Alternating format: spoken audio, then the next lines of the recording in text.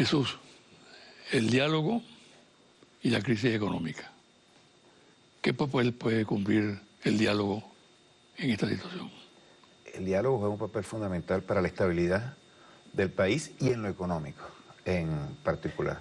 En el documento que suscribieron ambas partes, el gobierno revolucionario y la MUT, a fuerza del chavismo y la MUT, ahí se planteó de una manera clara que el diálogo debía conducir a defender a Venezuela y de manera textual se habló de defenderla frente a las agresiones, al boicot y a los ataques en general.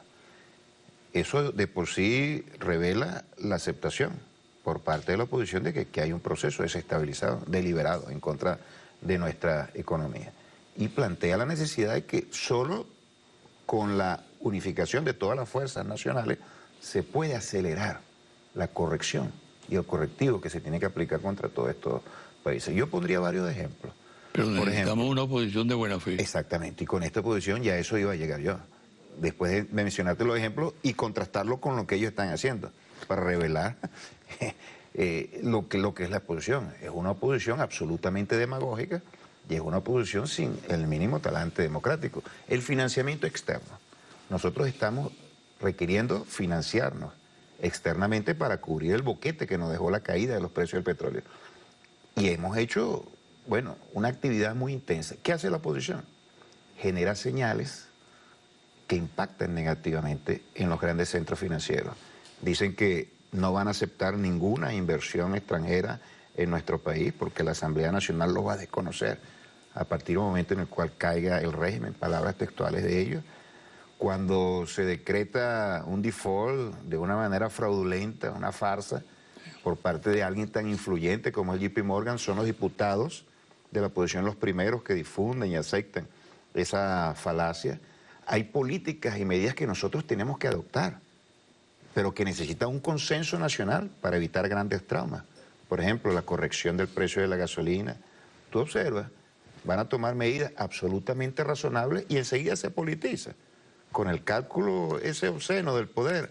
El tema de la especulación. Hay especuladores que azotan a los consumidores y los trabajadores venezolanos. El gobierno actúa y salen fundamentalmente ellos a decir que nosotros estamos atentando en contra de la propiedad privada y no dicen realmente que utilizan la propiedad privada como un instrumento de expoliación de nuestro pueblo. Entonces ahí necesitamos que la sensatez se imponga y dentro de la agenda política de la oposición se incorpore también su compromiso con las grandes tareas de la República. ¿Cuáles son los roles que se le asigna a una oposición? Bueno, obviamente ellos buscarán la forma de construir su mayoría, pero ellos también tienen que servir de contrapeso para garantizar un balance. No lo hacen y mucho menos actúan en función de los grandes intereses del país. De tal manera que hay una dislocación absoluta de lo que hace la oposición y lo que debería ser una fuerza política que aspira a tomar el país. Tú te preguntas, ¿cuáles son las principales fortalezas de la oposición en estos momentos? Hay dos fundamentales. Cabalgar sobre una guerra económica que ellos mismos están fomentando. Imagínate, la destrucción del país. Es lo que ven ellos como un mecanismo de alimentación desde el punto de vista electoral. Y, número dos, el apoyo del imperialismo yanqui, el apoyo de los poderes fácticos mundiales. Una fuerza así está legitimada para asumir el poder en Venezuela. Es un verdadero desastre, una aventura para el país. Ahora, fíjate, te voy a hacer una pregunta que yo se le he formulado a muchas personas, incluso en la calle, ¿no? ¿Cuáles son los principales desafíos en materia económica para el gobierno del presidente Maduro, gobierno del cual tú formas parte, ¿no? La mayor parte me dice que los mayores desafíos es el desabastecimiento, la inflación, que se traduce en elevación desmedida del costo de los productos de primera necesidad y esas colas con esos estantes vacíos, que pasa el tiempo, que el gobierno no anuncia medidas y que la situación sigue en los mismos términos. Sí. ¿Qué dice Jesús Farías al respecto? Yo coincido. Yo te decía anteriormente, José Vicente, que teníamos tres grandes problemas, o que la crisis se manifestaba en tres grandes problemas cotidianos, tangibles, muy inmediatos a la población y al desempeño de la economía. El desabastecimiento, la especulación y el desempeño del aparato productivo, que se venía contrayendo por 3 años de manera consecutiva. Yo diría que para solucionar esa situación, el primer objetivo es reactivar el aparato productivo, garantizar que este comience a crecer. Hay indicios. Hay indicios, ya nosotros tocamos fondo, te mencionaba 4 aspectos, el quinto se me quedó y lo acabo de abordar, que es el tema político. Desactivamos una insurrección que preparaba la oposición venezolana, que iba a tener un impacto económico realmente muy importante.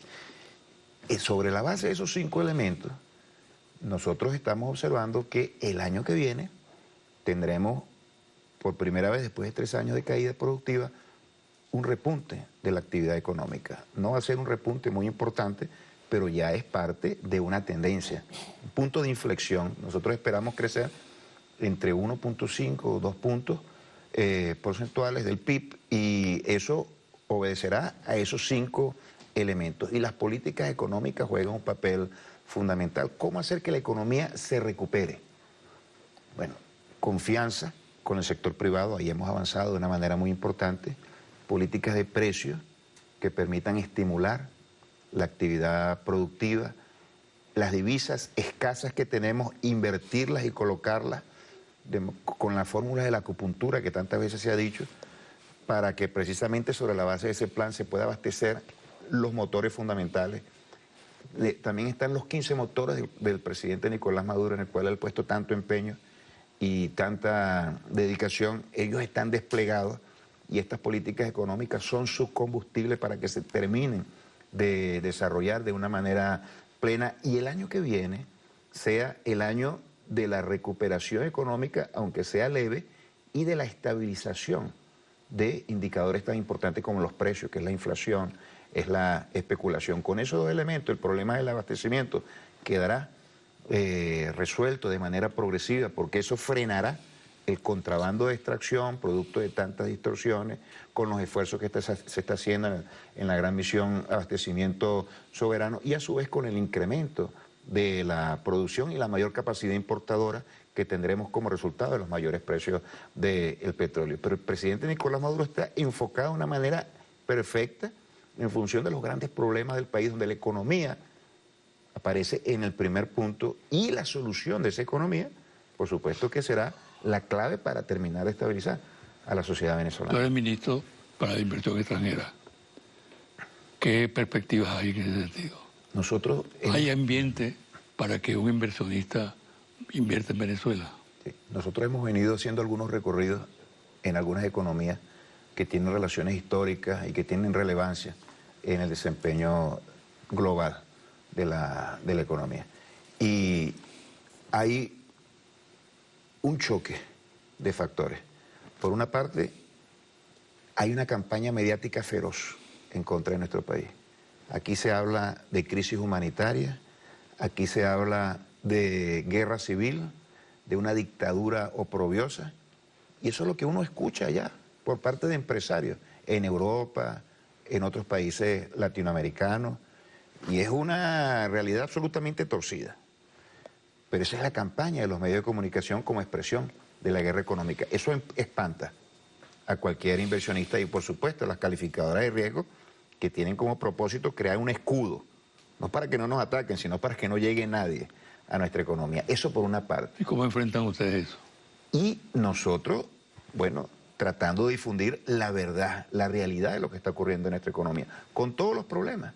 Tenemos una crisis, tenemos dificultades de abastecimiento, de divisas, etcétera. Sí lo tenemos.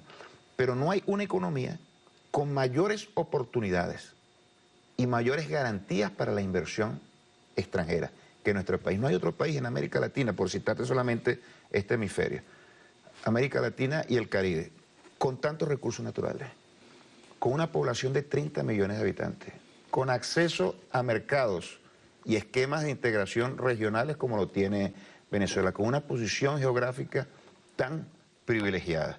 No hay una economía donde existan tantas oportunidades para invertir, prácticamente un mercado virgen para la llegada de las inversiones. Y además se garantizan absolutamente todas las condiciones jurídicas y económicas para que el inversionista llegue acá. Y aquí estamos, tenemos que dar una gran batalla contra esa farsa de que esta es una economía donde hemos expropiado a todo el sector privado. Mira, le pregunto yo siempre a los inversionistas que me hacen esas preguntas, bueno, no hay seguridad jurídica en su país, ¿cómo vamos a ir nosotros allá? El Estado lo domina todo. Yo le pregunto, ¿usted sabe cuánto tiene la participación del Estado en la economía? No supera el 40%.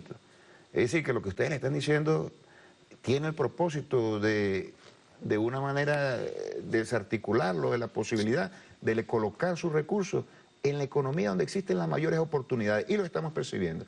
Llegan inversionistas, fundamentalmente de China, de Rusia, también de Canadá, de Sudáfrica, a los sectores tradicionales, que son el petróleo, el gas y la minería. Y ahora estamos abriendo para que lleguen también a la petroquímica, al turismo, al sector forestal, al sector siderúrgico, al sector metalmecánico, al sector agroindustrial. Nosotros no vamos a poner a girar nuestra economía en torno a la maximización de la ganancia y los intereses de las compañías transnacionales. No lo vamos a hacer. Pero abrimos un espacio donde hay absoluta garantía y grandes posibilidades y oportunidades para convivir el proyecto de justicia sobre la base del desarrollo de la fuerza productiva y los aportes que puedan hacer esas inversiones, tomando en consideración también las apetencias que tenían ellos siempre, porque siempre tienen el cálculo de obtener ganancias, perfecto. Tendrán sus ganancias y nosotros creamos el marco jurídico para que ellos vengan. Y ese va a ser el esquema que al final se va a imponer. Frente a esa adversidad que existe, nosotros ya hemos avanzado de una manera muy importante y vamos a seguir avanzando cuando terminemos de derrotar ese cerco mediático que se está tejiendo en contra de nosotros. Para finalizar, mira, cualquier logro, pienso yo, en materia económica, resultados favorables para el país, precisa de un clima de optimismo. Y aquí hay una siembra de pesimismo bárbaro. Medios de comunicación, sectores políticos, sectores económicos. ¿Cómo lograr cambiar ese pesimismo que empieza a apoderarse de la población peligrosamente por un sentimiento de optimismo, de que sí hay salida, de que hay respuesta para el país? Yo diría que hay dos cosas. En primer lugar, el esfuerzo que podamos hacer desde el punto de vista político, en lo comunicacional, en la articulación con los sectores populares, en la movilización del pueblo chavismo, en la comunicación y divulgación de lo que estamos haciendo y la magnitud de los problemas. Así como ellos han difundido el pesimismo, nosotros estamos obligados por los medios de comunicación, que son los que permean la conciencia de los pueblos, por los medios de comunicación y con la verdad, para desarrollar un optimismo realista, no algo que esté fundamentado en mentiras y lecturas rosadas de la realidad. No, la realidad como está. Los problemas con las enormes ventajas que tenemos. Por una parte, ese esfuerzo político, comunicacional. Y en segundo lugar, hechos concretos. Hechos concretos que alimentan esa situación. Hemos hablado de algunos, hay otros, y yo voy a mencionar uno dentro de esos que alimenta el optimismo y sobre todo la sintonía. Fortalece la sintonía que tiene el pueblo venezolano con el gobierno. Este gobierno continúa con las políticas sociales pese a las enormes dificultades. Ha impedido un caos social, ha impedido un estallido, ha garantizado que se sigan construyendo viviendas, generando empleo, educación y salud gratuita. Tú ves en todo el planeta, economías con menos problemas que los nuestros están generando un terremoto social y nosotros hemos defendido eso. El pueblo debe saber valorar esto para asumir con optimismo el futuro, que está vinculado a la continuidad del gobierno del presidente Nicolás Maduro, el único que puede garantizar la convivencia en paz y de manera democrática. ¿Qué haría la derecha gobernando este país? No lo dicen abiertamente, pero entre pinzas se puede extraer de cada uno de sus discursos, y no lo dicen abiertamente porque tiene un costo político colosal. En primer lugar, privatización masiva de empresas que se traduce inmediatamente en desocupación. Hemos defendido el empleo en este país. Pese a la crisis, 7% de desempleo. Segundo lugar, el desmantelamiento del sistema de seguridad social, incluyendo los 3 millones de pensionados y todas las políticas sociales que desarrolla el gobierno. En tercer lugar, la destrucción del Estado Nacional y la entrega de nuestra soberanía a las grandes corporaciones transnacionales. Es el saqueo. Eso lo tiene que entender el pueblo. Nosotros venimos de ese pasado. Lo que está ocurriendo en Brasil y en Argentina. Lo que está ocurriendo en Brasil. En ese espejo nos tendríamos que ver en el supuesto negado de una oposición triunfante en la batalla política. Pero nosotros confiamos en el pueblo y la reacción del pueblo ha sido altamente satisfactoria. Ha superado las mayores expectativas, las más optimistas nuestras cuando llamamos el pueblo a la calle. Yo creo que eso ha sido una lección política para toda la dirección nuestra, realmente con la ternura y con el amor hacia el comandante Chávez. Nos han subestimado y hemos logrado una nueva victoria política, José Vicente. Muchas gracias. Muchas gracias a ti de nuevo, José Vicente. Mucha suerte. Un gran orgullo para mí. Me saluda a tu madre. ¿Cómo no? Tanto Anita como yo la apreciamos muchísimo. Igualmente, tú sabes que el afecto es mutuo. Un placer, pues. Una pausa y al regresar los confidenciales.